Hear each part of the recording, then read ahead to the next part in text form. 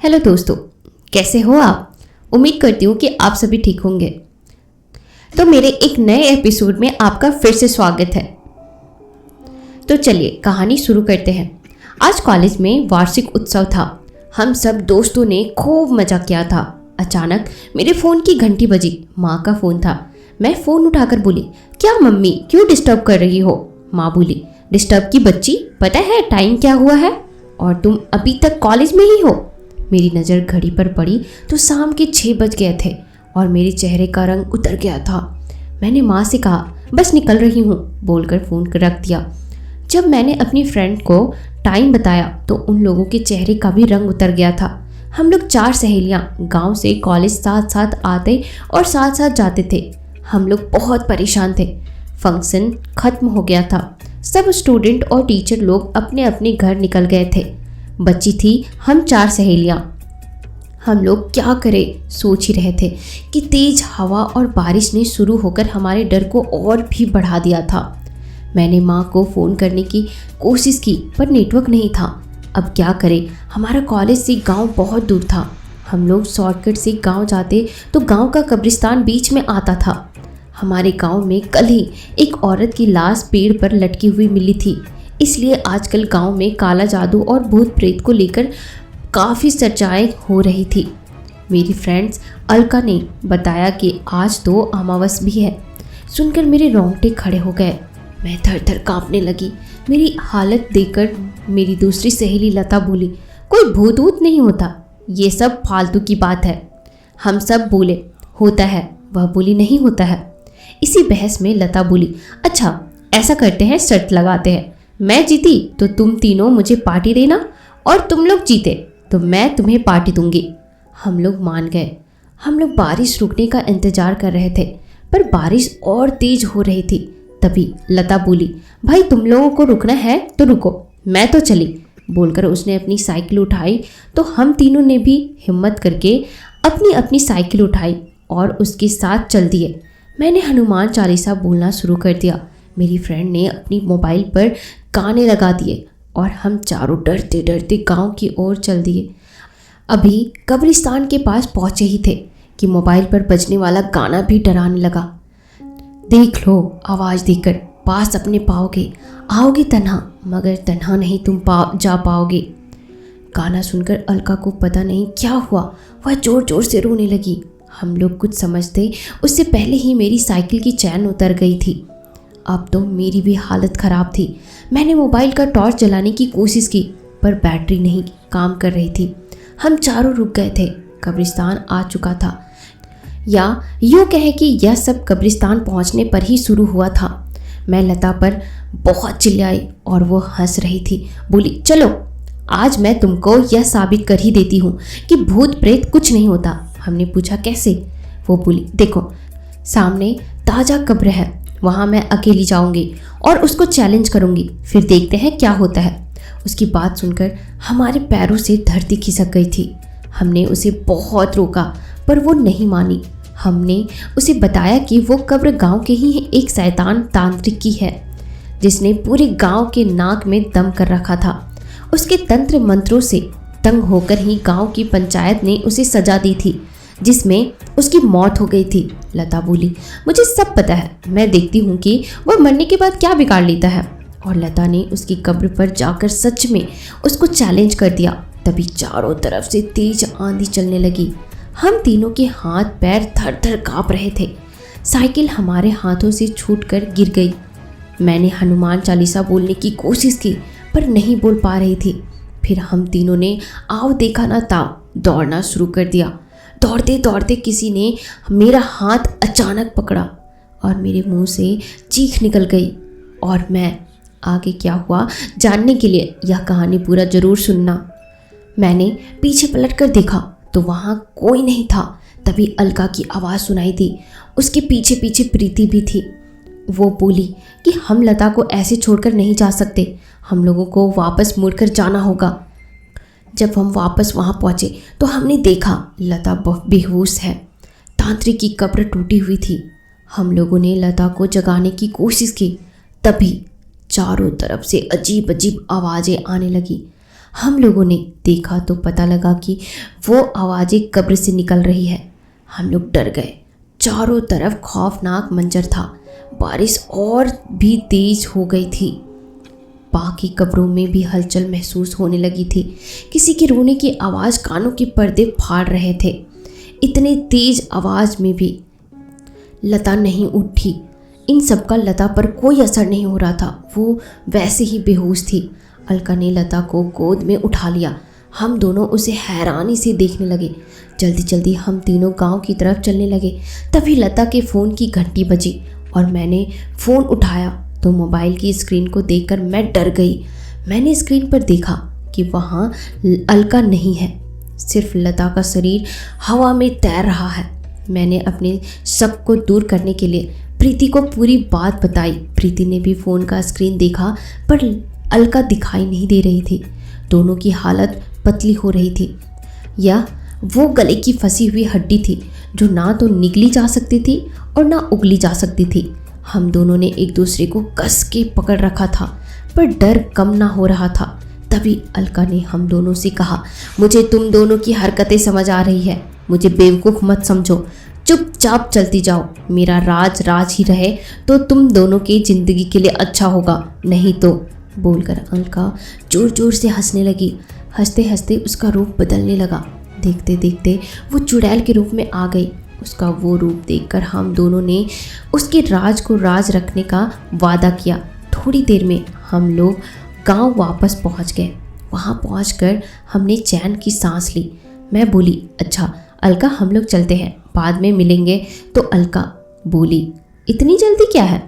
चले जाने से पहले लता को उसके घर तक तो पहुंचा दो। हमने डरते डरते उसकी बात मान ली।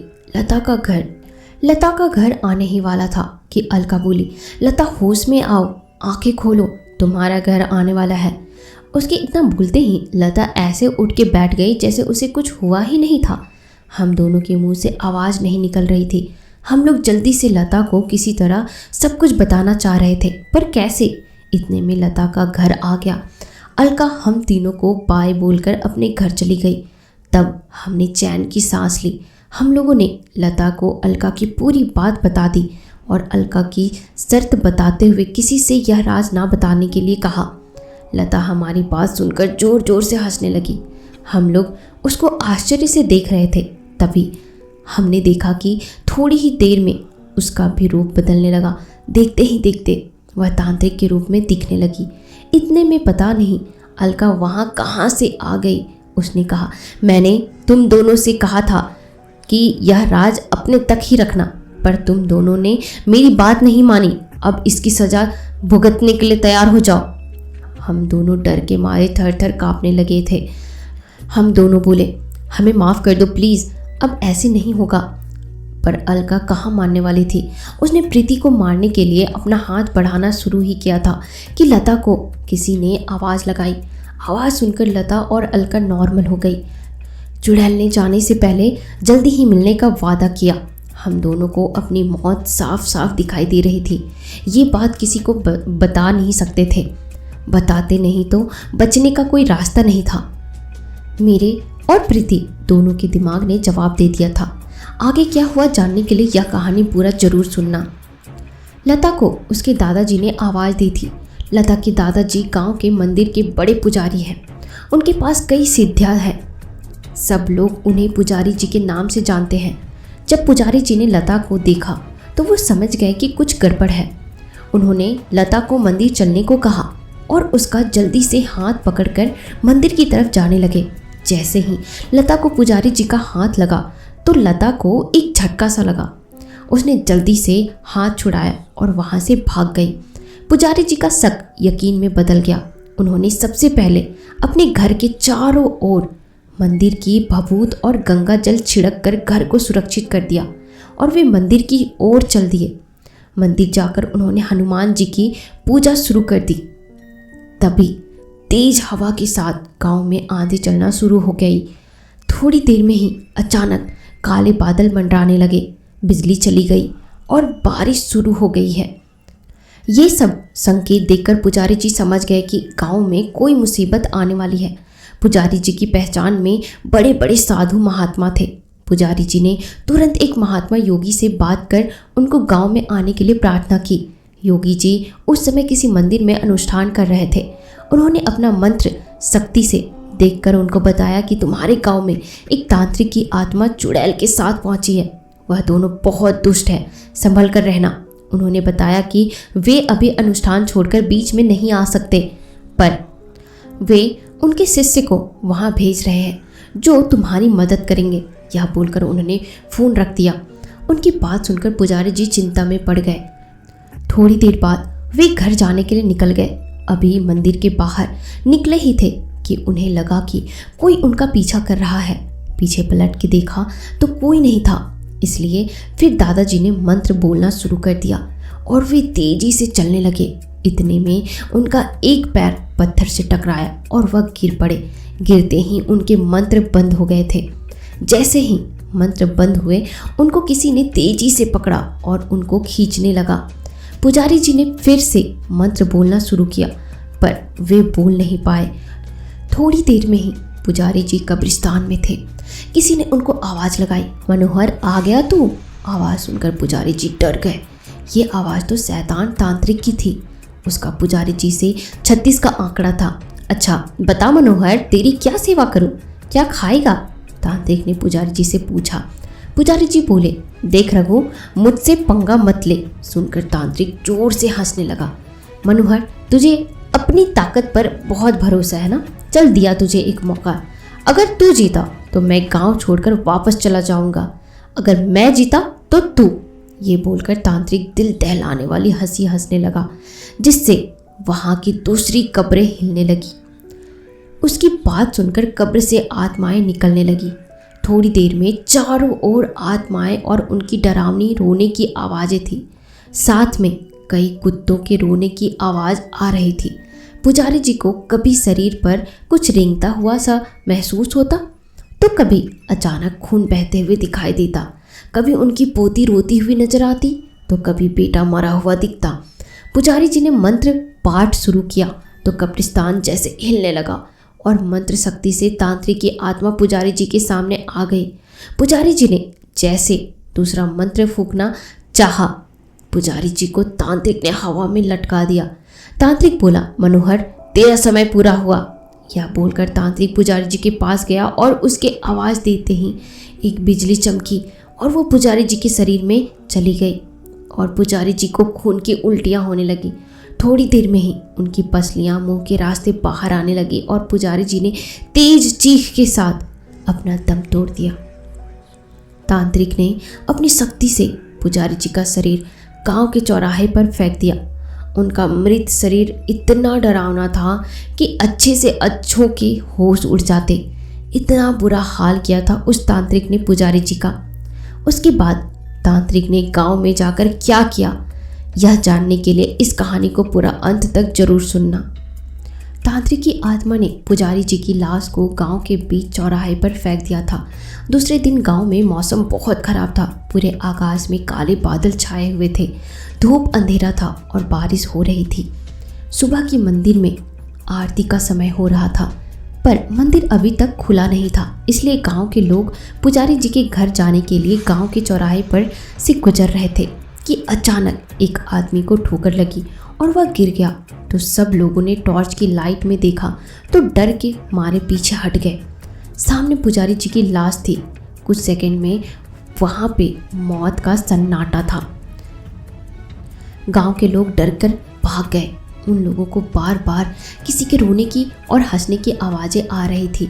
उधर लता घर में घुसने लगी तो उसे बिजली का झटका लगा। लता के शरीर में घुसी चुड़ैल समझ गई कि माजरा क्या है। उसने लता के भाई को आवाज़ लगाई, मुन्ना मुन्ना सुन, जरा जल्दी बाहर आकर देख, थोड़ी मेरी मदद तो कर दे। कुछ देर में मुन्ना बाहर आया। लता बोली, जरा देख तो क्या गिरा पड़ा है, मुझे बहुत डर लग रहा है। मुन्ना ने वहाँ बिखरी भभूत को अपने पैरों से साफ कर दिया और हंसकर बोला, क्या दीदी तुम भी ना, बोलकर वह वापस अंदर चला गया। लता अब घर के अंदर थी। कुछ देर में ही गांव के लोगों ने फ़ोन किया और पूरी बात बताई। सुनकर लता जोर जोर से हंसने लगी। बोली, दादाजी दादाजी कहाँ हो आप, देखो पता नहीं कौन है फ़ोन पर आपके बारे में कैसी कैसी बातें कर रहा है। लता के दादाजी ने आकर फ़ोन उठाया और पूछा, कौन बोल रहा है। फ़ोन करने वाले ने जब पुजारी जी की आवाज़ सुनी थी, उसके मुंह से चीख निकल गई और वह बेहोश हो गया। ये खबर पूरे गांव में फैल गई थी कि चौराहे पर पुजारी जी की लाश पड़ी है। गांव के लोगों ने जब लाश देखी तो उसे उठाकर पुजारी जी के घर के बाहर लाकर रख दिया। फिर पुजारी जी के घर वालों को आवाज़ लगाई तो घर में से पुजारी बाहर आए तो गांव के लोगों ने उन्हें देखकर डर के मारे दंग रह गए और एक दूसरे को देखने लगे। पुजारी जी ने सबको अंदर आने को कहा और घर आने का कारण पूछा तो गांव के लोगों ने लाश के बारे में बताया। तो पुजारी जी ने कहा, दिखाओ कहाँ है। लोगों ने जब बाहर आकर दिखाया तो वहाँ पुजारी जी की लाश नहीं थी। गांव के लोग डर के मारे कांपने लगे तो पुजारी जी जोर जोर से हंसने लग गए। देखते ही देखते वहाँ पुजारी जी नहीं तांत्रिक था। तांत्रिक को देखकर गांव वाले सर पर पैर रखकर भागने लगे, पर तांत्रिक उन लोगों को इतनी आसानी से कैसे घर पहुंचने देता। तांत्रिक ने कुछ मंत्र फूका तो बहुत सी मधुमक्खियां गांव वालों का काट काट कर बुरा हाल कर दिया। सबसे बुरा हाल गांव के सरपंच का था। जैसे ही उसने अपने घर का दरवाज़ा खटखटाया, तांत्रिक ने दरवाज़ा खोला। सरपंच भागने लगा, लेकिन तांत्रिक ने उसे पकड़ लिया और कहा, सरपंच, तूने ही मुझे दफनाने का फरमान निकाला था ना, आज मरने वालों में तेरा नाम ही सबसे ऊपर है। इतना बोलकर फिर गायब हो गया। सरपंच की हालत देखकर उसके घर वालों ने डॉक्टर को फ़ोन किया, पर सरपंच ने उन्हें मना कर दिया। उसने अपने बेटे से पानी लाने को कहा और अपने कमरे में चला गया। सरपंच जैसे ही कमरे में घुसा, कमरे का दरवाज़ा अपने आप बंद हो गया। लाइट के स्विच को हाथ लगाया तो ज़ोर से झटका लगा और वो पलंग पर गिर पड़ा। फिर पलंग हवा में झूलने लगा। सरपंच चिल्लाने लगा। तभी उसके सर पर कुछ गिरने लगा। उसने देखा तो उसके बेटे का सर पंखे से लटका हुआ दिखाई दिया। उसमें से खून टपक रहा है। सरपंच के मुंह से चीख निकल गई।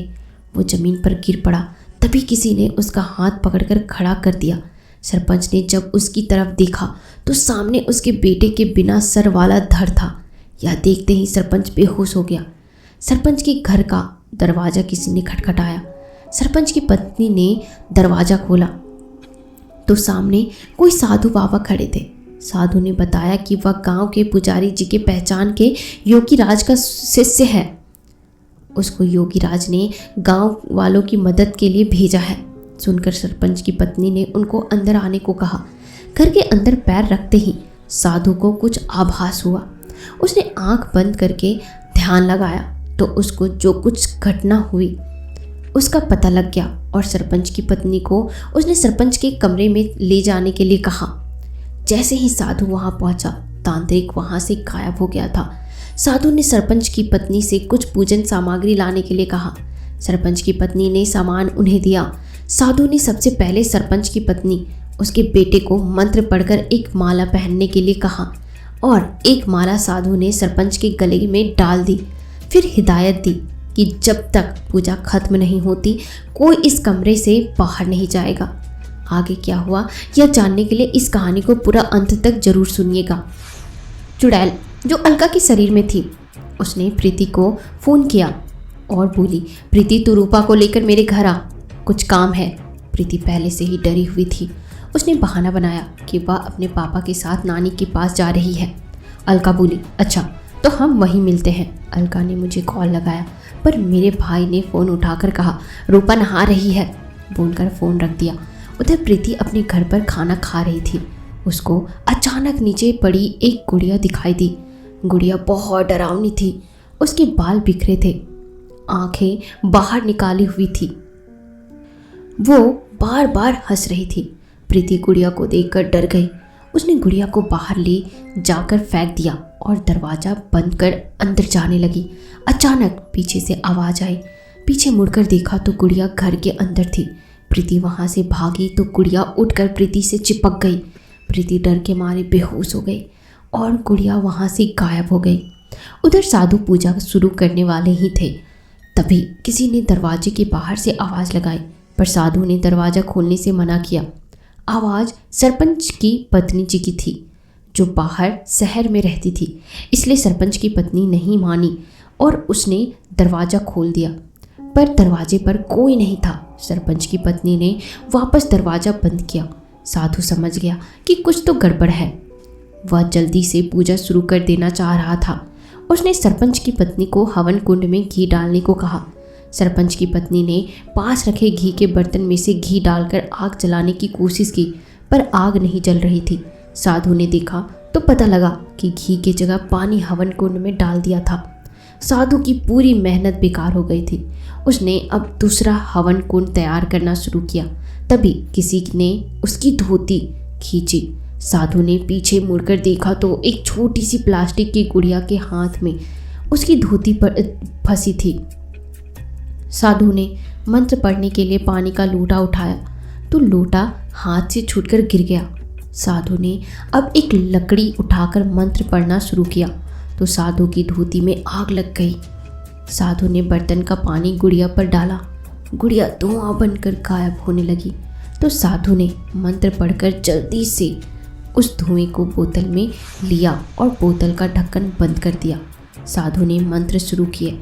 इतने में तांत्रिक वहाँ आ गया। उसने हवा में हाथ मारा और साधु को उल्टा लटका दिया। तांत्रिक ने हाथ से इशारा किया तो जिस बोतल में साधु ने चुड़ैल को बंद किया था वो टूट गई और चुड़ैल आज़ाद हो गई। आज़ाद होने के बाद चुड़ैल को साधु पर बहुत गुस्सा आया। उसने साधु को बोतल में बंद कर दिया। साधु ने अपने गुरुजी को याद किया, जो अनुष्ठान पूरा कर गांव के पास पहुंच चुके थे। उनको अचानक आभास हुआ तो उन्होंने ध्यान लगाया और अपने शिष्य की परिस्थिति का पता कर लिया। तांत्रिक ने चुड़ैल को उस बोतल को कब्रिस्तान में उसके कब्र में डालने को कहा। चुड़ैल बोतल लेकर कब्रिस्तान पहुंची। उधर योगीराज भी गांव के बाहर कब्रिस्तान के पास पहुंच चुके थे।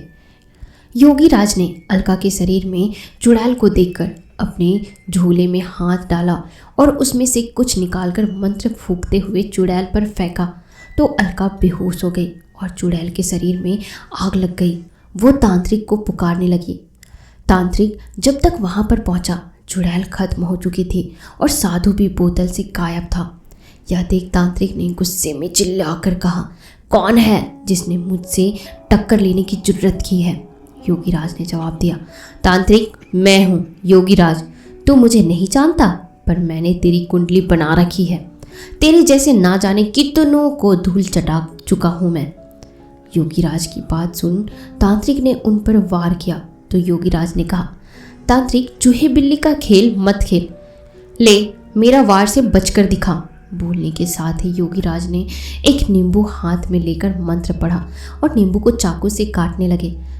जैसे जैसे योगीराज नींबू काटते रहते वैसे वैसे तांत्रिक दर्द के मारे कराह रहा था। वो बोला, मुझे माफ़ कर दो, यहाँ से चला जाता हूँ। पर योगीराज ने उसके एक नहीं सुनी। अपने मंत्रों की शक्ति से उस तांत्रिक को एक कलश में बंद कर दिया और उसे हमेशा के लिए कैद कर लिया। जाते जाते योगीराज ने पूरे गांव को अपने सिद्धियों से सुरक्षित कर दिया। अब पूरा गांव उस तांत्रिक से मुक्त था। हम सब अब चैन से गांव के बाहर आ जा रहे थे। भगवान की दया से हम चारों सहेलियां भी ठीक थी। वो तांत्रिक कलश में कैद योगीराज के साथ घूम रहा था। योगीराज उस कलश को उसकी उपयुक्त स्थान पर पहुंचाना चाहते थे। सुना है जब योगीराज एक बार किसी नदी के तट पर थे, उनसे वो कलश नदी में गिर गया था और टूट गया था। अब वो तांत्रिक पता नहीं किसको परेशान कर रहा होगा। तो दोस्तों ये थी आज की कहानी। कैसी लगी आपको यह कहानी मुझे कमेंट सेक्शन में ज़रूर बताइएगा। और हाँ, ये एक काल्पनिक कहानी थी, इसका वास्तविकता से कोई नाता नहीं था। हॉरर स्टोरी के एक नए एपिसोड में आप सभी का स्वागत है। तो चलिए कहानी आज स्टार्ट करते हैं। सिरोही गांव के बीचों बीच एक बहुत बड़ा पीपल का पेड़ था, जिसके चारों ओर चबूतरा बना हुआ था। चबूतरा काफ़ी पुराना था और कई जगहों से उखड़ा हुआ था, जिनके अंदर से छोटी छोटी ईंटें बाहर झांकती हुई प्रतीत हो रही थी। चबूतरे के कुछ 25 से 30 मीटर गोलाकार परिधि में कांटेदार तारों की एक बाड़ लगी थी, जिस पर कुछ बोर्ड टंगे थे जिन पर लिखा था प्रवेश निषेध है। इन तारों पर हालांकि जंग लग चुका था। कई जगह तारों पर कलावे और नारियल भी बंधे थे। ऐसा लगता था मानो किसी ने पीपल की दुनिया से इस दुनिया से अलग बना दी हो। और अचरज की बात यह थी कि बाड़ के अंदर सूखे पत्तों के अंबार लगे थे, लेकिन बाड़ के बाहर एक भी सूखा पत्ता नहीं दिख रहा था। गांव के कुछ घरों के मुंह पीपल के पेड़ की तरफ थे, लेकिन जो भी घर पीपल के पेड़ के सम्मुख था सभी जीर्ण शीर्ण और सुनसान पड़े थे। गांव के बीच में यहाँ किसी ऐसे साम्राज्य का राज था जहाँ कोई भी जन साधारण जाने से कतराता था। देवकी ठाकुर, जो कि सिरोही गांव का दामाद था, 60 साल पहले जब वो यहाँ आया था तो उस समय पीपल के चारों ओर बाड़ नहीं बनी थी। बस लोगों ने वहाँ जाना वैसे ही निषेध कर रखा था। एक दिन देवकी ठाकुर को उसके ससुर ने बताया कि तुम गांव के किसी भी चौपाल पर चले जाना, चाहे किसी भी जाति वर्ग की क्यों ना हो, लेकिन बीच वाली चौपाल पर मत जाना। जब देवकी ठाकुर ने पूछा कि ऐसा वहाँ क्या है, तो ससुर ने उत्तर दिया, वहाँ अतृप्त आत्माओं का निवास है। आज से लगभग 120 वर्ष पहले ही से यह चौपाल जनसाधारण के लिए बंद है। देवकी ठाकुर को कुछ हंसी सा आ गई, जिसके कारण उसके ससुर ने उसे घृणित नज़र से देखा।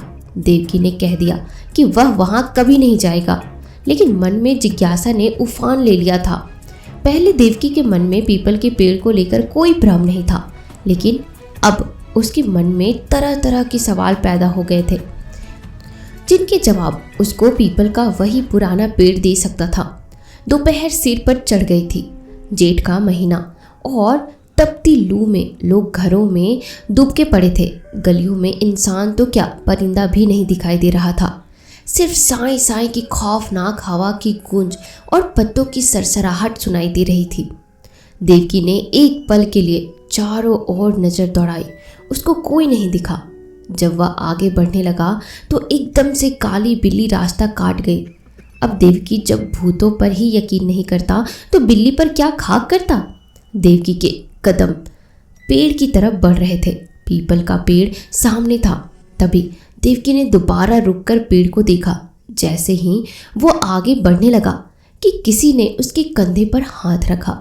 देवकी एकदम से शांत खड़ा रह गया। पीछे मुड़कर देखा तो उसका साला देवदत्त वहाँ खड़ा था। अरे जीजा जी, आप यहाँ क्या कर रहे हैं? देवदत्त बोला। देवकी ने एक लंबा सांस खींचा और बोला, अरे कुछ नहीं, बस मैं भोजन के बाद टहलने के लिए इधर आ गया था। अरे जीजा जी, यह कोई टहलने की जगह नहीं है, देवदत्त बोला। मुझे सामने पीपल का पेड़ दिखा तो सोचा थोड़ी छाया में आराम कर लूं। देवदत्त ने अपनी बाहों को सुकोड़ ली। अरे जीजा जी, यहाँ कोई आता जाता नहीं है। पीपल का यह पेड़ बरसों से वीरान पड़ा है। ऐसा क्यों? देवकी ने उत्सुकता से पूछा। तब देवदत्त बोला, जीजा जी, इसके बारे में मैं आपको घर चलकर बताऊंगा। यह समय और स्थान दोनों उचित नहीं है। देवकी अपने साले देवदत्त के साथ दोबारा हवेली पर आ गया। घर पहुंचकर देवदत्त अपने कार्यों में लग गया, लेकिन देवकी के मन की जिज्ञासा शांत नहीं हो रही थी। देवकी शाम के समय हवेली की दूसरी मंजिल पर चढ़ गया, जहां से पूरा गांव साफ साफ दिखता था। पीपल का पेड़ उसके ससुर की हवेली के ठीक पीछे की तरफ एक गली छोड़कर था। देवकी ने हवेली की खिड़की खोलकर देखा, किंतु खिड़कियां बाहर से मोटी मोटी लोहे की प्लेटों से ढकी थी। पूरी हवेली की खिड़कियों का यही हाल था, जिसका कारण भी पीपल का पेड़ रहा होगा। देवकी निराश होकर नीचे आ गया। तभी कुछ देर बाद देवदत्त वहां आ गया। तब देवकी ने देवदत्त से पीपल के पेड़ के बारे में पूछा। तब देवदत्त बोला, रात्रि भोजन करने के बाद मैं आपको पीपल के पेड़ की सारी कहानी बतला दूंगा। ठाकुर परिवार में सबने रात्रि का भोजन कर लिया। देवकी अपने कमरे में आ गया और देवदत्त का इंतजार करने लगा। कुछ समय बाद देवदत्त भी वहां आ गया और देवकी को पीपल के पेड़ की कहानी सुनाने लगा। आज से करीब 120 वर्ष से भी पहले की बात है, जब सिरोही गांव बसा भी नहीं था। उस समय हमारे परदादा सुमेर प्रताप सिंह जोधपुर से यहाँ पर आए थे। उस समय यहाँ आसपास घना जंगल था और यहाँ की ज़मीन जंगल के बीचों बीच थी, जिसकी वजह से कोई यहाँ बसेरा नहीं करता था। हमारे परदादा जी ने यहाँ पर ज़मीन खरीदी और पीपल के इस पेड़ से कुछ ही दूरी पर मकान की नींव रखी। काफ़ी मशक्क़त के बाद भी मकान की नींव तक तैयार नहीं हो पा रही थी। कभी कभी मकान बनाने वाले मजदूर बीमार हो जाते तो कभी खुदाई में सांप निकल जाते। मजदूर भी अब काम करने से हिचकिचा रहे थे। एक दिन परदादा जी के सपने में एक 7 फुट लंबा प्रेत आया जो कि पीपल की टहनियाँ पकड़कर झूल रहा था। तभी परदादा जी ने देखा कि स्वप्न में ही मजदूर काम पर लगे हैं और प्रेत जोर जोर से हंस रहा है। तभी प्रेत ने कुछ मजदूरों पर पानी छिड़क दिया जिससे वो बीमार हो गए। कुछ देर बाद प्रेत ने अपने बालों को उखाड़ा और उनके सांप बन गए जिससे मजदूर भयभीत हो गए। तभी परदादा जी की आंख खुल गई। रात के करीब 2 बजे थे, लेकिन परदादा सुमेर की आंख नहीं लगी। रात भर वही दृश्य उनकी आंख में घूमता रहा। सोचते सोचते ब्रह्म बेला का समय हो गया। ब्रह्म मुहूर्त में दैव्य शक्तियाँ जागृत हो जाती है, इसलिए उनके मन से सवालों का वेग शांत हुआ और तब कहीं 4-4:15 बजे उनकी आंख लगी। तड़के उठकर दैनिक क्रियाओं से निपटकर सुमेर प्रताप सिंह पीपल के वृक्ष के पास आए और बड़े ध्यान से उसको देखने लगे, किंतु यह वृक्ष भी एक सामान्य वृक्ष की भांति प्रतीत हुआ। आज तो मजदूर काम से जवाब ही दे चुके थे, क्योंकि एक मजदूर की रहस्य तरीके से मौत हो गई थी। उसके मुंह में काफ़ी सारे पीपल के पत्ते ठूसे हुए थे, जिसकी वजह से उसका दम घुट गया था।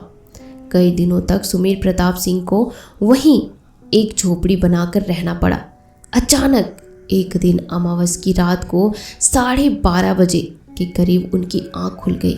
तभी उनको किसी पेड़ की डाली चरमराती हुई सुनाई दे रही थी, जैसे कोई डाली पर बैठकर झूल रहा हो। घनी काली अंधेरी रात थी। झोपड़ी के 3 तरफ घना जंगल और एक तरफ अंधेरा सा समुद्र खाली स्थान नजर आ रहा था। सुमेर प्रताप सिंह का पूरा परिवार, जिनमें छोटे बच्चे भी शामिल थे, इस घास फूस की झोपड़ी में सोया हुआ था। सुमेर प्रताप सिंह ने उठकर दिया जलाया और झोपड़ी के दरवाजे के स्थान पर लगी लकड़ियों के बंडल हटाए और बाहर आ गया। आवाज़ आनी बंद हो चुकी थी। तभी उनकी नज़र पीपल के पेड़ पर गई, जो कि अंधकार में एक बड़ा सा काला प्राणी प्रतीत हो रहा था। सुमेर प्रताप सिंह को लगा कि शायद कोई जंगली बंदर पेड़ पर झूल रहा हो। ऐसा सोच जब वो जाने लगा तो उसको पीपल पर कई हलचल सुनाई दी। कौन है वहाँ? सुमेर प्रताप सिंह बोले। पीपल के पेड़ से दबी सी आवाज़ आई, मैं हूँ घासी। सुमेर प्रताप थोड़ा डर गए और बोले, घासी? कौन? मैं इस जगह का मालिक हूँ, आवाज़ ने कहा। लेकिन ये जगह मैंने खरीदी है, इसलिए इसका मालिक अब तो मैं हुआ, सुमेर प्रताप सिंह आंसर दिए।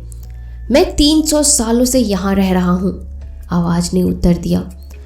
सुमेर प्रताप सिंह फिफर कर बोले, मनुष्य की आयु तो 100 वर्ष से भी कम होती है। तुम झूठ बोल रहे हो। मैं मनुष्य नहीं हूँ, मैं एक प्रेत हूँ, आवाज़ ने कहा। तभी दिए की रोशनी में 8 फुट ऊंची आकृति पीपल के पेड़ से आती हुई दिखाई दी। सुमेर प्रताप सिंह के पैरों की तली से जमीन खिसक गई थी, क्योंकि उस आकृति का चेहरा बहुत भयानक और पैरों तक का सफ़ेद लिबास था। सुमेर प्रताप सिंह के मुंह से जोर की चीख निकल पड़ी, नहीं! तभी सारे परिवार के सदस्य जाग गए और बाहर आकर देखा सुमेर प्रताप सिंह बेहोशी की हालत में पड़े थे। उनकी हाथ से दिया गिरकर झोपड़ी के बगल में गिरा था और पूरा झोपड़ा धूम करके जल उठा। झोपड़ी कुछ ही पलों में जलकर राख हो गई। संयोग से पूरा परिवार बाहर आने की वजह से बच गया। जब सुमेर प्रताप सिंह के मस्तिष्क पर पानी की बूंदों से छिड़काव किया गया तो उनको होश आ गया। उन्होंने घर वालों को कुछ बताने की कोशिश की, लेकिन कुछ बताया नहीं, क्योंकि घर के सदस्यों में बच्चे भी थे जो पहले से ही काफ़ी डरे हुए थे। सारी रात खुले आसमान के नीचे गुजरी। सुमेर प्रताप सिंह का सारा रुपया पैसा आग की भेंट चढ़ गया था। अब उनके पास ज़मीन के इस टुकड़े के अलावा कुछ भी नहीं बचा। चाहकर भी वे इस जगह को छोड़ नहीं सकते थे। सुमेर प्रताप सिंह ने घर के कुछ वरिष्ठ सदस्यों को प्रेत वाली बात बताई तो सब थोड़ा डर गए थे। सुमेर प्रताप सिंह ने पीपल के पेड़ से कुछ मील दूर पड़ाव डाला, लेकिन प्रेत उनका पीछा छोड़ने वाला नहीं था। प्रेत ने घर के सभी सदस्यों को सपने में आकर परेशान करना शुरू कर दिया। तब सुमेर प्रताप सिंह ने थक हार कर एक पंडित जी से सारी व्यथा सुनाई। पंडित जी ने सुमेर प्रताप सिंह के साथ जाकर पीपल के पेड़ को गौर से देखा और वहीं पर हवन सामग्री मंगवाकर हवन शुरू कर दिया। पंडित जी ने पीपल के पेड़ से 1 किलोमीटर की परिधि में 5 देवियों की प्रतिष्ठा करवाई। पूर्व में नंदा देवी, अग्निकोण में रक्तदंती, नेत्र तैंकोन में भीमा देवी, पश्चिम में ब्राह्मणी और उत्तर में शाकंभरी देवी की स्थापना करवाई। इस प्रकार 5 मंदिर पंचकोण के भीतर केंद्र में पीपल का पेड़ बंध गया। ठाकुर सुमेर प्रताप ने यथाविधि कार्य संपन्न करवाकर प्रेत को पीपल के पेड़ में ही बांध दिया था। अब ठाकुर साहब के पास आजीविका का कोई साधन नहीं रहा। धीरे धीरे ठाकुर साहब ने कुछ जमीन बेच दी, जिस पर सिरोही गांव बसा। कुछ काल बीत जाने पर ठाकुर साहब की खोई हुई प्रतिष्ठा पुनः मिल गई थी, लेकिन पीपल का प्रेत पूरे बदलाव को अपनी आंखों से देख रहा था। वो चाहकर भी किसी गांव वाले को तंग नहीं कर सकता था। लोग पीपल के पेड़ के नीचे भी आराम कर सकते थे, लेकिन प्रेत बंधन के कारण लाचार था। कुछ अरसे बीत गए। गांव वाले खुशी से आजीवन यापन कर रहे थे। गांव के आसपास की अधिकतर जमीन ठाकुर साहब ने खरीद ली थी, इसलिए उनकी गांव में बड़ी प्रतिष्ठा थी। कालांतर में ठाकुर परिवार प्रेत को भूल गया था। विकास की ऐसी आंधी चली जिससे जंगल काटे गए, जिसकी वजह से गांव की रक्षक देवियों रक्तदंतिका, भ्रामरी और भीमा देवी के स्थान भी विकास की भेंट चढ़ गए। अब गांव की रक्षा करने वाली देवियां ही जब खंडित हो गई तो प्रेत की कुछ पीढ़ियां खुल गई। प्रेत ने ठाकुर परिवार से प्रतिशोध लेने के लिए गांव में महामारी पैदा कर दी। अब गांव में महामारी का आतंक था। अवैध जगह में कब्जे का कारण बताकर देवी के अन्य स्थानों को भी पहले ही नष्ट किया जा चुका था। अब गांव से दैवीय शक्तियों का पहरा लगभग समाप्त हो गया था। ठाकुर परिवार के लोगों ने भी धोक पूजन बंद कर दिए थे। प्रेत के प्रकोप से गांव में लोग महामारी के कारण मरने लगे। वर्षा ना होने से फसलें सूख रही थी। गांव में पशु और मानव मरने लगे। गांववासी अब पलायन को मजबूर थे। 3 अमावस बीत जाने पर और गांव वालों की बलि से प्रेत और शक्तिशाली हो गया था। अब वह लोगों को सीधा ही तंग करने लगा था। अब सभी गांव वाले इस प्रकार भयभीत होकर ठाकुर के द्वार गए और उनसे यह प्रेत का राज और उपाय पूछने लगे। आगे क्या हुआ यह जानने के लिए इस कहानी को पूरा अंत तक जरूर सुनिएगा। गांव वाले जब प्रेत का राज जान लेते हैं तो ठाकुर साहब से कहते हैं कि अब आप ही हमारा मार्गदर्शन करें। ठाकुर साहब जल्दी जल्दी काम निपटाकर पंडित जी से मिलने के लिए जाने लगते हैं, लेकिन अब प्रेत को आभास हो जाता है कि उसका जानी दुश्मन उसे दोबारा बंधन में करने के लिए तैयार हो गया है। तो प्रेत भी ठाकुर साहब के साथ तांगे पर सवार हो जाता है। हालांकि प्रेत किसी को भी दिखाई नहीं देता। पंडित जी का घर दूर होने के कारण रात हो जाती है। अब प्रेत तांगे से उतरकर इंसान का रूप बनाकर ठाकुर साहब के तांगे के सामने आ जाता है। कौन हो भाई, क्या चाहिए? ठाकुर साहब बोले। मैं तो एक राहगीर हूँ, तनिक थोड़ा सा आगे जाना है, छोड़ देना बाबूजी, प्रेत बोला। ठाकुर साहब उसे तांगे में बिठा लेते हैं। तब ठाकुर साहब प्रेत से पूछते हैं कि तुम्हारा क्या नाम है? तब प्रेत कहता है उसका नाम घासी है। तब ठाकुर साहब कहते हैं मैंने यह नाम पहले भी कहीं सुना है। तब ठाकुर साहब प्रेत से उसके बारे में पूछते हैं। तब प्रेत कहता है कि एक समय था जब उसका भरा पूरा परिवार था।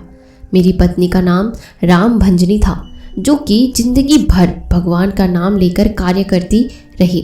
हमारा घर जंगल के एक छोर पर था। मैं एक जमींदार के खेतों में नौकरी करता था। कर्ज इतना ज़्यादा था कि पूरा दिन काम करने के बाद भी 2 रोटी नसीब नहीं होती थी। नई नई शादी हुई थी, एक दिन जमींदार पैसे लेने मेरे घर आया और मेरी पत्नी को देखा जो कि बहुत ही सुंदर थी। जमींदार ने मुझसे कहा कि वो एक रात के लिए राम भंजनी को उसके हवाले कर दे तो वह उसका सारा कर्ज माफ़ कर देगा। मुझे बहुत गुस्सा आ गया और मेरी जमींदार के साथ वहाँ झड़प हो गई। जमींदार को अब अपने अपमान का बदला भी लेना था। एक दिन मैं किसी काम से बाहर गया था और राम भंजनी घर पर अकेली थी। जमींदार के आदमी पहले से घर पर नज़र गड़ा कर रखते थे, तो उस रात जमींदार हमारे घर पर आ धमका। रात तो अंधेरी ही थी। दरवाजे पर सांकल बजाई तो मेरी पत्नी ने अंदर से आवाज़ दी, कौन है? तो ठाकुर के एक माहिर आदमी ने मेरी आवाज़ निकालकर कहा, मैं हूँ। तब राम भंजनी ने दरवाज़ा खोल दिया। जमींदार और उसके आदमी झट से अंदर घुस गए। 2 आदमी बाहर खड़े हो गए। आसपास कोई और घर भी नहीं था। मेरी पत्नी चीखती चिल्लाती रही, लेकिन उन निर्दयी लोगों ने उसको नोचने में कोई कसर नहीं छोड़ी और अंत में सभी उसके साथ जबरदस्ती करके झोपड़ी को आग के हवाले कराए। जब सुबह के समय मैं घर आया तो देखा घर के स्थान पर राख और जले हुए अवशेष पड़े हैं। राम भंजनी भी पूरी तरह से जलकर भस्म हो गई थी। लेकिन मैंने घर के बाहर जमींदार के घोड़ों के टाप छपे हुए देख लिए। मेरा खून खौल उठा और मैं तुरंत तलवार लेकर जमींदार के घर पहुंच गया। लेकिन जमींदार पहले ही तैयारी करके बैठा था। उन्होंने मुझे सिपाहियों के हाथों वहीं बंदी बनवा दिया। जमींदार की राजा के साथ मित्रता थी, अतः फैसला उसके हक में लिया गया।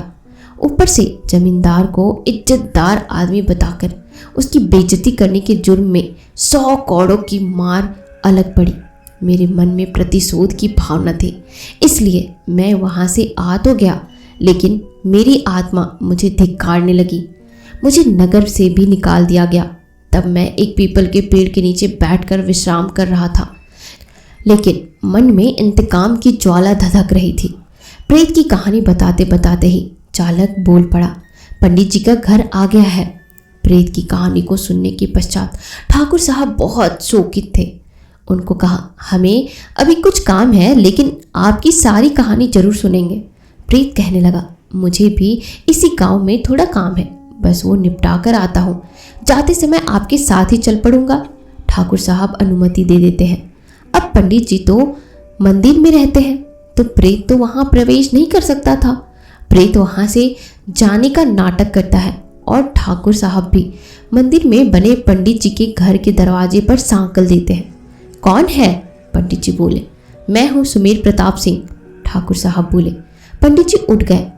ठाकुर सुमेर प्रताप सिंह? जी। पंडित जी ने दरवाज़ा खोला और बड़े प्रेम से ठाकुर साहब को अंदर आने को कहा। और कहो, कैसे हो ठाकुर साहब? ईश्वर की दया से सब ठीक है पंडित जी, लेकिन एक संकट आ गया है। मैं जानता हूँ ठाकुर साहब, ये संकट तो आना ही था ना, वरना आपके चरण यहाँ कैसे पड़ते? ठाकुर साहब कुछ शर्मिंदा हुए। पंडित जी बोले, चलो कोई बात नहीं, मुझे भी कल जानकारी मिली थी कि सिरोही गांव में अनहोनी घटित हो रही है, सो मैं आपका कल ही से इंतजार कर रहा था। ठाकुर साहब ने पूरी बात विस्तार से पंडित जी को बताई तो पंडित जी कुछ विचलित हुए, क्योंकि दैवीय प्रभाव गांव से बिल्कुल खत्म हो चुका था। बड़ी मुश्किल से हवन यज्ञ कर सप्तसती की महाशक्तियों को और 20 शक्तियों को पंडित जी ने पंचकोण पर स्थापित किया था। पंडित जी बोले, मुझे कुछ अनुष्ठान करना है, इसलिए मैं चैत्र शुक्ल अष्टमी के दिन ही आपके गांव आऊँगा। मेरे पास अब दूसरा कोई साधन नहीं है, लेकिन तब तक आप सरसों के कुछ दानों को ले जाओ और पीपल के पेड़ के चारों तरफ बिखेर देना। प्रेत पेड़ से बाहर नहीं आ पाएंगे। ठाकुर साहब को पंडित जी रात वहीं रुकने की पेशकश करते हैं, लेकिन ठाकुर साहब कहते हैं कि मुझे जल्द से जल्द गांव पहुंचना है ताकि और कोई ना मरे। तब पंडित जी कहते हैं, इन दानों का प्रभाव केवल एक पखवाड़े मतलब 15 दिन तक रहेगा, उसके बाद प्रेत बंधन मुक्त हो जाएगा। लेकिन तुम चिंता मत करना, एक पखवाड़े के बाद ही महाअष्टमी है और मैं पहले ही वहां उपस्थित हो जाऊंगा। पंडित जी ठाकुर साहब को विदा करने के लिए मंदिर से बाहर आने लगते हैं। तो देखते हैं सामने तांगा खड़ा है, उसमें एक व्यक्ति पहले से ही बैठा है। तब ठाकुर साहब से पंडित जी पूछते हैं, आपके साथ यह तीसरा व्यक्ति कौन है और मंदिर में क्यों नहीं आया? तब ठाकुर साहब कहते हैं, यह एक राहगीर है, अकेला था इसलिए हमारे साथ हो लिया, रास्ते में उतर जाएगा। तब पंडित जी कहते हैं, यह नहीं उतरेगा, यह कोई और नहीं बल्कि वही प्रेत है। पंडित जी के इतना कहते ही ठाकुर साहब अवाक रह जाते हैं। जब पंडित जी ने बताया कि तांगे पर बैठा यह व्यक्ति कोई और नहीं बल्कि प्रेत है, तो ठाकुर साहब के पैरों तले जमीन खिसक गई। लेकिन ये व्यक्ति तो पिछले कई घंटे से हमारे साथ है, ठाकुर जी के मुख से निकल पड़ा। तब पंडित जी बोले, अगर तुम आज यहाँ से चले गए तो ये प्रेत तुम्हें जिंदा नहीं छोड़ेगा। तब ठाकुर साहब बोले, पंडित जी इसका कोई तो तोड़ निकालिए। पंडित जी ने गहरी सांस ली और बोले, यह प्रेत अब अधिक शक्तिशाली हो गया है, लेकिन इसने हमें अभी तक मारा क्यों नहीं? ठाकुर साहब घबराहट में बोले। तब पंडित जी ने बताया, रात 12 बजे के बाद इनकी शक्ति सक्रिय होती है, इसलिए तुम बचे हुए हो। ठाकुर जी की तो पहले से ही सिट्टी पिट्टी गुम हो चुकी थी। अब प्रेत से बचने का कोई रास्ता पंडित जी ही निकाल सकते थे। तब पंडित जी ने कहा, ठाकुर जी मैं आपको सिद्ध किया हुआ नीलवर्णी माँ तारणी तारा का एक अद्भुत यंत्र देता हूँ जो कि अति दुर्लभ है। तारणी माँ तारा, ये कौन है? ठाकुर जी बोले। तब पंडित जी कहते हैं, तारणी सारा संसार रूपी भाव सागर से पार लगाने वाली अद्भुत शक्ति है। स्वारूढ़ा नीलवर्णा चतुर्भुजी अत्यंत भयानक स्वरूपी शिव के ऊपर प्रत्यालीढ़ मुद्रा में शमशान वासिनी तारा भक्तों का सभी प्रकार से हित करने वाली है। थोड़ा शांत तो हुआ, लेकिन विपदा जब सामने खड़ी हो तो रोंगटे अपने आप खड़े हो जाते हैं। ठाकुर जी के मन का भी यही हाल होता है। ठाकुर जी ने पंडित जी से अभिमंत्रित सरसों के बीज और सिद्ध यंत्र साथ लिया और पंडित जी से विदा लेकर तांगे की तरफ आ गए। तांगे पर प्रेत पहले से ही बैठा था। आपने भी बहुत समय लगा दिया ठाकुर साहब, प्रेत बोला। ठाकुर जी लिए तो जान चुके ही थे। अब वह चुपचाप तांगे पर बैठ गए ताकि प्रेत यह भाप ले कि उसका रहस्य उजागर हो चुका है। फिर क्या, दोनों चलते गए। रास्ते में प्रेत ने ठाकुर साहब जी से बहुत सारी चीजें जानने की कोशिश की जो पंडित जी ने बताया था, लेकिन ठाकुर साहब को तो सब कुछ पहले से ही पता था। उन्होंने अपना मुंह तक नहीं खोला। लेकिन जैसे ही 12 बजे प्रेत अपने रूप में आ गया और वह ठाकुर साहब को परेशान करने की खूब कोशिश करने लगा। लेकिन ठाकुर साहब के पास तो अभिमंत्रित सरसों बीज और सिद्ध किया हुआ यंत्र था जिससे उनकी जान की रक्षा हो सकती थी। प्रेत ने बहुत कोशिश की ठाकुर जी को क्षति पहुंचाने की, लेकिन वह कामयाब नहीं हुआ। और ऐसे ही करते ठाकुर जी अपना घर पहुंच गए और जैसे पंडित जी ने बताया था कि वह अभिमंत्रित सरसों बीज को पीपल के चारों तरफ छिड़क दे, और उन्होंने वही किया। उसके बाद प्रेत फिर से बंधन में बंध गया और वह अब फिर से गांव वालों को परेशान नहीं कर सकता था। और 15 दिन जैसे पूरा हुए उससे पहले ही पंडित जी गांव पर पहुंचे। फिर उन्होंने पूरी तंत्र और सिद्धि से हवन करवाई, पूजा करवाया और फिर से पहला शक्तिशाली दैवियों को वहां पे स्थापित किया, जिसकी वजह से फिर से प्रेत बंधन में बंध गया। अब वह गांव वालों को परेशान नहीं कर सकता था। अब गांव वाले फिर से खुशहाल जिंदगी जीने लगे। अब फिर से सब कुछ नॉर्मल हो गया। तो इस तरह से यह कहानी यहीं समाप्त होती है। आपको यह कहानी कैसी लगी मुझे कमेंट सेक्शन में ज़रूर बताइए कि आप सब ठीक होंगे। तो मेरे हॉरर स्टोरीज़ के नए एपिसोड में आपका स्वागत है। आज की कहानी एक रियल घटना पर आधारित है, तो इस कहानी को पूरा अंत तक जरूर सुनिएगा। और अगर आपके पास भी कोई ऐसी कहानी है जिसे आप शेयर करना चाहते हैं तो आप मुझे इंस्टाग्राम पर शेयर कर सकते हैं। मैं आपकी कहानी को आवाज़ जरूर दूंगी। तो चलिए कहानी को शुरू करते हैं। घर में दिवाली की सफाई चल रही थी। हर साल हमारे घर में दिवाली से कुछ दिन पहले सफ़ेदी हुआ करती थी। घर का सारा लगभग सामान हम लोग गली में ही निकाल लेते थे और ऐसा लगभग हमारी कॉलोनी के सभी लोग करते थे। मुझे तो बहुत मज़ा आता था सामान को अंदर बाहर करने में, और हमारे पड़ोसी सब भी बहुत अच्छे थे। सब एक दूसरे की मदद के लिए हमेशा तैयार रहते। मैं उस समय अपने ही कॉलोनी के एक छोटे से प्राइवेट स्कूल जो कि पीपल के पेड़ के पास था, वो गली पीपल वाली गली के नाम से ही मशहूर थी।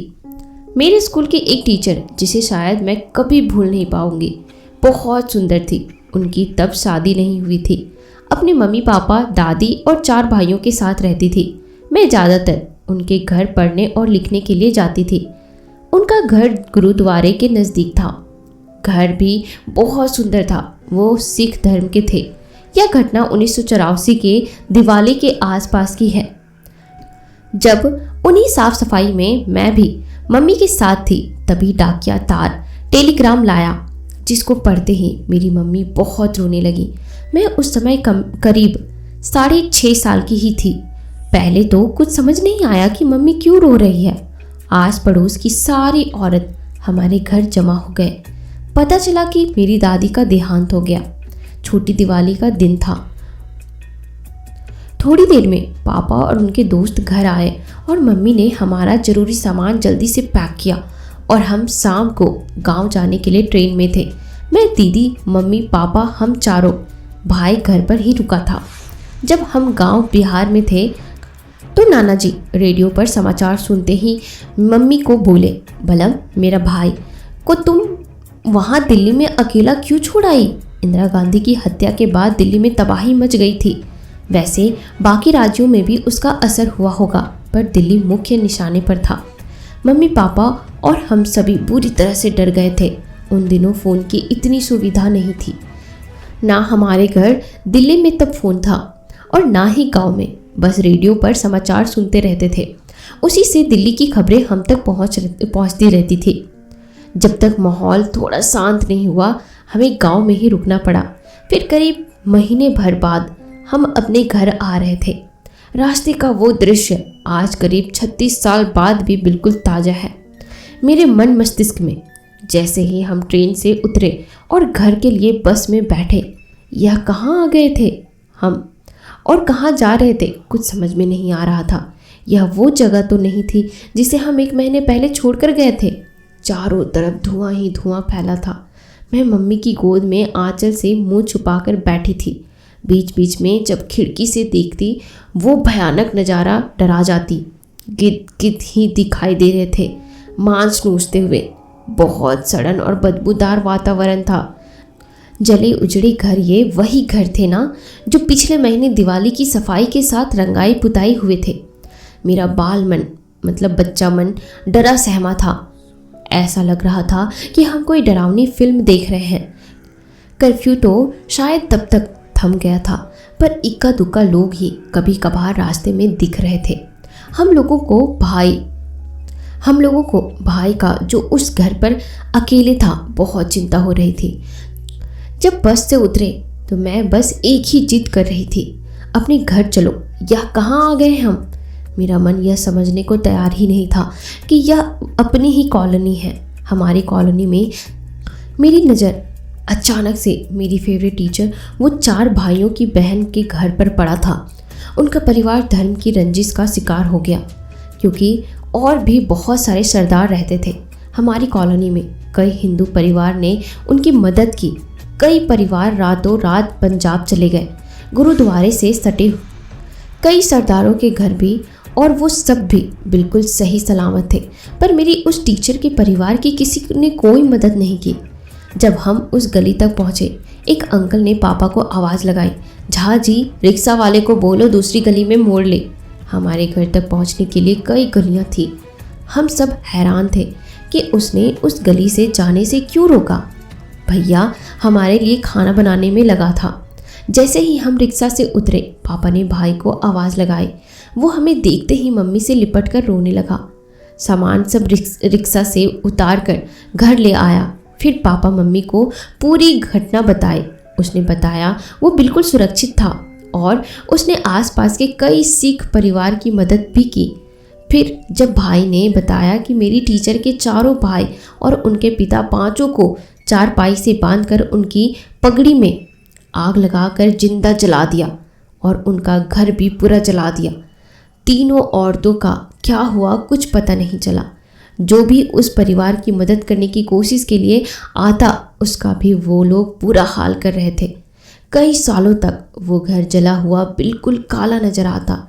सब उस गली से कम ही निकलते, पर मैं जिज्ञासावश उस घर के पास खड़ी हो ही जाती थी कि मेरी मैम कहाँ गई। वो हंसता खेलता परिवार, वो खुशियों का घर मातम मना रहा था। एक बड़ा सा ताला उस गेट पर लटका रहता। कई साल बाद कई प्रॉपर्टी डीलर ने उस घर को बेचने की कोशिश की, रंग रौनक भी करवाया। कुछ दिन कई परिवार रुके भी, पर वहाँ कोई टिक नहीं पाया। घर कुछ ही दिनों बाद फिर से काला हो जाता, जैसे कल ही जला हो वैसा लगने लगता। ये घर हमेशा मेरी यादों में रहा। उस घटना के बाद कई सालों तक तो मैं अंदर ही नहीं गई थी, पर 2005 में जब मैं अपने बड़े बेटे, जो उस समय 3 साल का था, उसे लेकर अपने मायके, हाँ अपने घर, शादी के बाद तो घर मायका ही कहलाता है ना, मैं थी। हमारा घर तोड़कर भाई और पापा नया बनवा रहे थे। समस्या यह थी कि करीब 5-6 महीने के लिए किराए पर ऐसा घर चाहिए जो हमारे घर के पास भी हो और कम से 2-3 कमरे हो। भाई भाभी, उनके 3 बच्चे, मम्मी पापा, और उस समय मैं भी अपने बेटे के साथ करीब 1 महीने के लिए वहीं थी। सामान भी बहुत था घर का। भाई ने जब एक दिन उस घर को अंदर से देखा, जो कि हमेशा खाली ही रहता था इतने सालों से, और प्रॉपर्टी डीलर उसे किराए पर देने के लिए तैयार था। भाई ने पापा को बताया। पहले मम्मी पापा सबने मना किया, लेकिन दूसरा कोई उपाय भी नहीं दिख रहा था। आखिर हम उस घर में शिफ्ट हो गए। मैं करीब 25 दिन रही वहाँ, फिर ससुराल आ गई। आगे क्या हुआ यह जानने के लिए इस कहानी को पूरा अंत तक जरूर सुनिएगा। जब तक मैं वहाँ अपनी टीचर उस सरदार वाले घर में थी, कभी मुझे डर का एहसास नहीं हुआ। बचपन में हमेशा लगता था कि मेरी मैम वहीं होगी। कोई नहीं था उस घर में। हाँ, यह घर वैसा बिल्कुल नहीं था जैसा पहले अंदर से दिखता था। गली की सड़क से बहुत नीचे हो गया था। अंदर आने के लिए पत्थरों को जोड़कर भाई ने सीढ़ी बनवा दी थी। मेरा बेटा छोटा सा था, दिन भर कुछ ऐसी बदमाशी करता। कभी पानी गिरा देता, कभी कोई सामान तोड़ फोड़ कर देता, तो कभी मेरे छोटे भतीजे को रुला देता, और उसका वहाँ मन नहीं लगता था। उसे खुले बड़े घर में रहने की आदत थी, हमेशा परेशान रहता। बचपन से जिस घर में जाने की जिज्ञासा रहती, तब उसी घर में आने के बाद भी मुझे लगभग सारा दिन बाहर ही गुजारना पड़ता। ज़्यादातर मंदिर ही ले जाती थी उसे, वहाँ खुश रहता। कभी किसी पड़ोस वाली दीदी, भाभी, चाची, आंटी के घर, तो कभी ऐसे ही गलियों में लेकर उसे घूमती रहती। रात तक इतना थक जाती कि पता ही नहीं चलता कि मुझे कब नींद आ गई। कभी डर नहीं लगा उस घर में मुझे, लेकिन अब कोई नहीं आता था इस घर में हमसे मिलने के लिए। मैं तो अपने बेटे को लेकर ही इतना व्यस्त रहती थी। हाँ, मुझे लगता है कि उस समय मुझ में बहुत ज़्यादा चिड़चिड़ापन आ गया था। बेटे पर भी गुस्सा होकर उस पर हाथ उठा देती थी। लग रहा था कि मैं बेकार आई। अभी इसको लेकर इसकी दादी, चाचा, पापा सब ने रोका था मुझे। परेशान हो जाएगी, अभी मत ले जाओ इसको। अब लगता है मुझे शायद उस घर का असर मेरे बेटे पर भी पड़ा है। इसका स्वभाव कभी कभी अस्वाभाविक लगने लगता है। वैसे मेरे जीवन में सकारात्मक परिवर्तन आया था। 1 साल बाद मुझे स्कूल में नौकरी मिल गई। अपनी उस मैम की हर बात याद आती है कि किस तरह प्यार से वो हम लोगों को पढ़ने के साथ साथ कितनी ज्ञान की बातें बताती थी। मैं जब उस पीपल पेड़ के पास वाले स्कूल में पढ़ती थी, तब हम बच्चे सब यही सोचते थे कि रात को भूत के बच्चे सब पढ़ते होंगे इस स्कूल में। मैम हमेशा समझाती, अज्ञान मानव ही एक दूसरे का दुश्मन बन जाता है। भूत प्रेत कुछ नहीं होता, सब धर्म एक समान होता है। मानव सेवा सबसे बड़ा धर्म है। और बहुत सारी बातें मैंने अपने जीवन में उतारने की भी कोशिश की। हमारे उस टीचर और उनकी माँ दादी के बारे में कभी कुछ भी पता नहीं चला कि वो लोग कहाँ गए। उस जघन्य अपराध धर्म के नाम पर खिलवाड़, उनके बाप भाइयों को उनकी आंखों के सामने जिंदा जला डाला। औरतों का रेप, पता नहीं क्या हुआ होगा मेरी मैम के साथ। मेरे पापा उस घर में खुश थे। मुझे हमेशा कहते, यहाँ ज़्यादा शांति है, यहाँ तेरी मम्मी की पलटन का आना भी बंद हो गया है। शांति से पूजा पाठ कर पाता हूँ और लिखने में भी मन लगता है। 3 कमरों वाला वो घर हमारे परिवार के हिसाब से बिल्कुल ठीक था। एक कमरा पापा के लिए, एक में भाई भाभी और तीसरे कमरे में मैं अपने बेटे के साथ। कई बार मुझे ऐसा एहसास होता कि कुछ अजीब सा घट रहा है। एक दिन तो याद है कि मम्मी ने कबाड़ी वाले को रुकवा कर मुझसे पूछा, तो एक बार छांट ले, तेरी किताब कॉपियाँ कुछ काम का है तो रख ले, संभाल के ले जाना, इस बार बाकी कबाड़ी वाले को दे देते हैं। पता नहीं, मुझे बचपन से ही किताबें और पुरानी भरी कॉपियाँ जमा करने का अलग ही शौक था। मैं तो मम्मी को पेपर बेचने से भी रोकती थी हमेशा, लेकिन उस दिन मैंने मम्मी की बात मान ली। कुछ किताबें छांट कर, हाँ, मेरा बड़ा वाला बैग पूरा भर गया था। बाकी कबाड़ी वाले को देख ही रही थी कि उसने एक किताब में से 500 का एक नोट पकड़ाते हुए कहा, दीदी अच्छे से किताबें देख लो।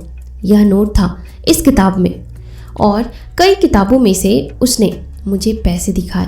मेरी आदत नहीं रही कभी कहीं पैसे रखकर भूलने की, फिर भी मैंने उस समय उस बात पर विशेष ध्यान नहीं दिया। क्या पता क्या राज था उन नोटों का।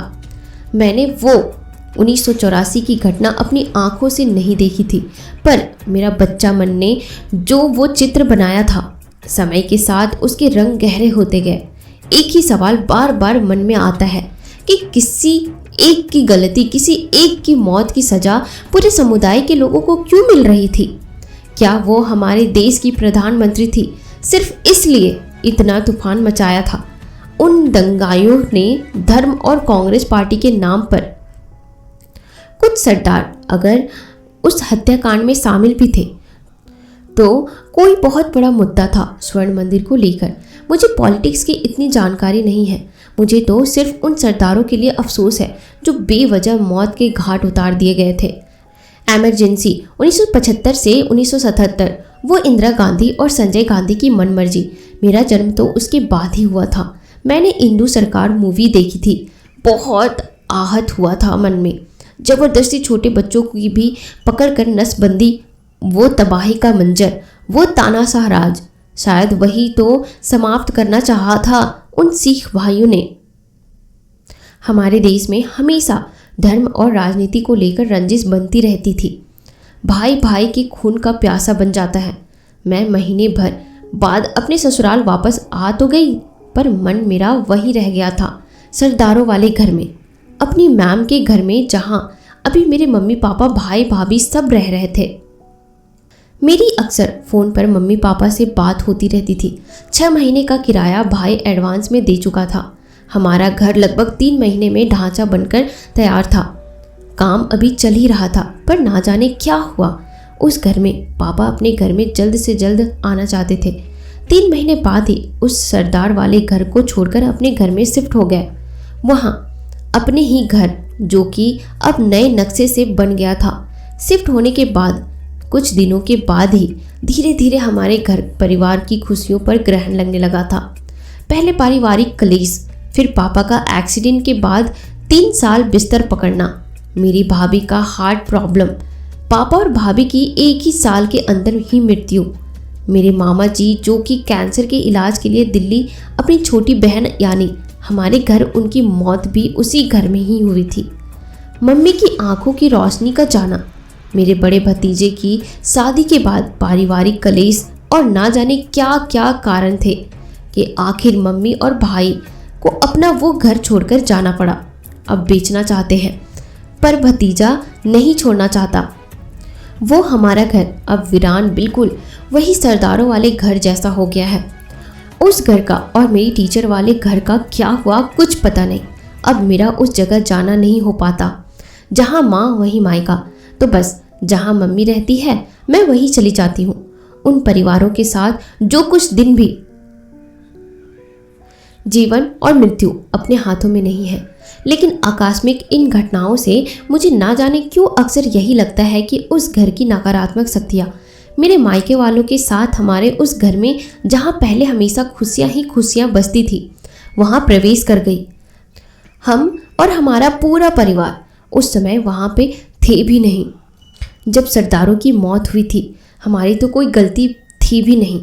आज भी उस घर से उन 5 सरदारों की चीखें मदद के लिए पुकारती मेरी टीचर, उनकी दादी की करुण चीखें, उनकी माँ की चीखें, लगता है वो सब मेरा वो परिवार अपने साथ समेट लाया उन 3 महीनों में।